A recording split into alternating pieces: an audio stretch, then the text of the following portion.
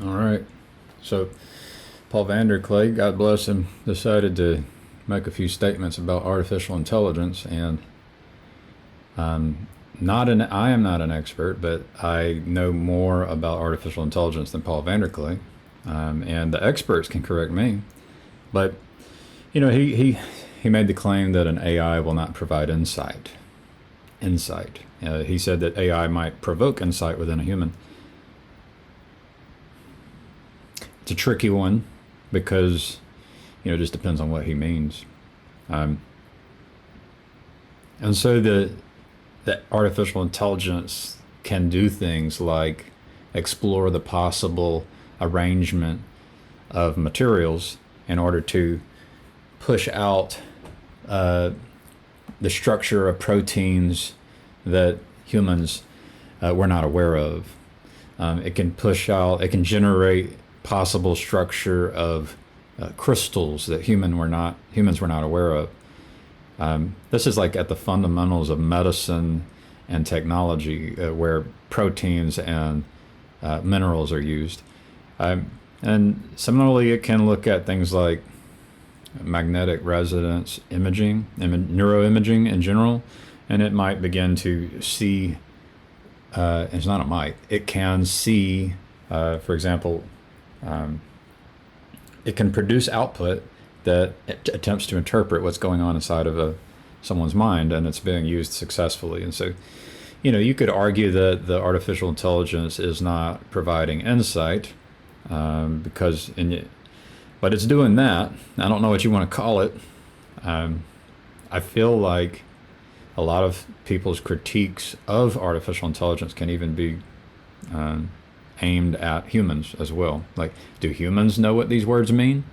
There's a lot of words I don't know what they mean. I don't even know what Paul Vanderklay means by insight. I don't understand many of the words that John Vervaeke uses. So it's sometimes we're very good at making these assumptions. Our assumptions are basically models. All models are wrong, but are useful. Every interpretation of every word is that way.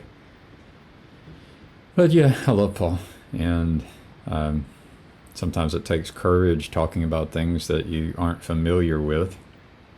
And how would this artificial intelligence be used? Well, my hope, the faith of a mustard seed, is that it will be used to make life better for people, that it will love people.